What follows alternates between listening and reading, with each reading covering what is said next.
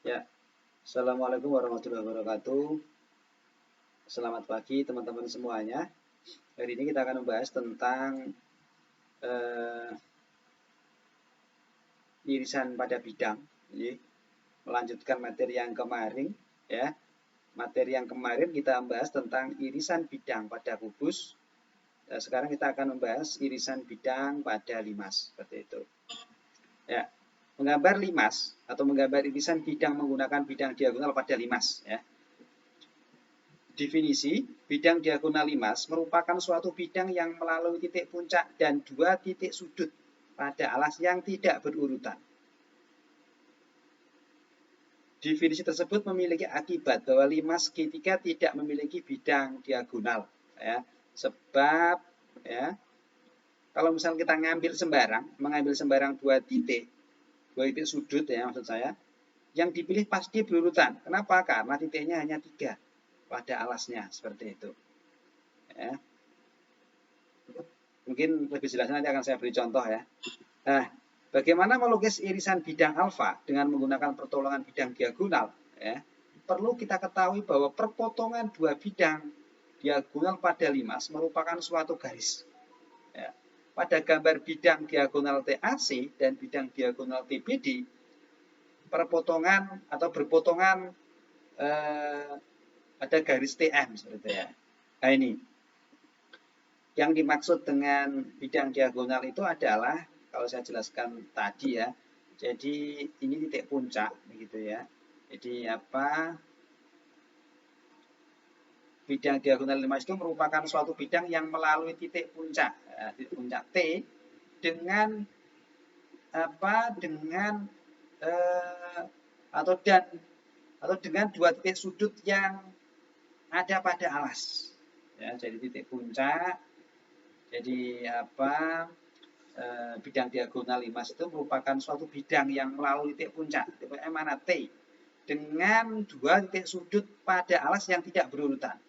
Di T, kalau misalkan T, A, C. Kenapa tidak T, A, B? Syaratnya kan harus bidang diagonal itu harus melalui dua titik, ya, sudut pada alas yang tidak berurutan. Ini kan kalau TAB kan berurutan, AB, AC, B dengan D, TBD, TAC. Ini tidak berurutan pada bidang alas, gitu, ya. Seperti itu. Syaratnya tidak, pada bidang alasnya tidak berurutan, ya. Jadi dua titik sudut pada alas, ya, dengan titik puncak, dengan catatan bahwa dua titik sudut pada bidang alas ini tidak berurutan. Saya ulang lagi, TAC ini jelas. A dan C-nya ini kan tidak berurutan. Di sini ada B di sini, ya. Kalau urutan itu kan A, B, C itu, ya. Kalau AC kan berarti tidak berurutan. Dan TBD ini juga tidak berurutan. Kenapa? Karena di sini kalau urut itu kan BA, D, B, C, D gitu, ya. Jadi BA itu berurutan, kalau BD tidak berurutan, ya. TBD. Nah, perpotongannya adalah TM ini. Perpotongan dua bidang diagonal, seperti itu, ya. Nah, contohnya ini diketahui oleh Mas TABCD pada gambar di bawah ini. Titik K pada rusuk TA, titik L pada rusuk TB, titik M pada rusuk TC. Nah, jadi titik K pada rusuk TA, titik L pada rusuk TB, titik M pada rusuk TC. Nah, bidang alfa melalui ketiga titik KLM, melalui tiga titik KLM ini KLM,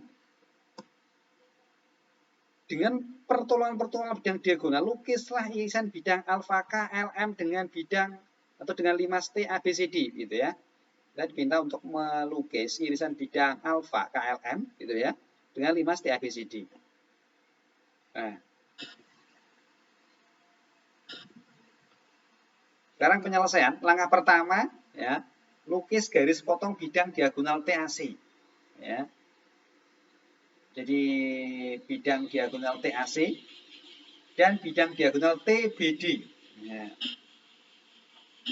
Ini TAC, ya. Limasnya tadi kan TABCD. Sekarang langkah pertama kita membuat atau melukis bidang TAC, ya, dan TBD. Nanti akan berpotongan di titik di garis TP ini. Seperti itu, ya. titik P merupakan perpotongan garis AC dan BD pada alas. Titik P ini memang perpotongan antara AC dan BD, begitu loh ya, pada bidang alas. Ini titik P-nya. Itu. Kemudian garis hubung P dengan T merupakan perpotongan kedua bidang diagonal. Jelas bahwa TP ini adalah perpotongan kedua bidang diagonal. Dan diagonal apa? TAC dan TBD kan begitu. Sekarang menentukan T tembus TD ya, pada bidang irisan, yaitu dengan cara tentukan titik O yang merupakan perpotongan garis KM dengan garis PT. Jadi perpotongan antara KM dan PT. KM, kemudian PT, ini adalah O. Ya. Nah, setelah itu, perpanjang garis LO memotong rusuk TD di N. Diperpanjang garis LO memotong TD di N. LO-nya diperpanjang memotong garis TD di N. Gitu, N-nya ini. Titik N merupakan titik tembus TD. N-nya ini adalah titik tembus TD dengan bidang irisan. Dengan demikian, bidang KLMN adalah bidang irisan pada limas. Jadi KLMN ya.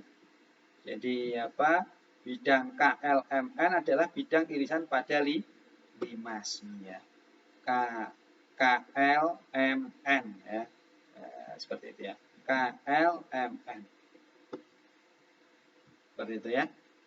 Untuk lebih jelasnya silakan dikerjakan soal berikut ya. Nanti misalkan di-upload di Sunan. Oke. Cukup sekian. Terima kasih. Assalamualaikum warahmatullahi wabarakatuh.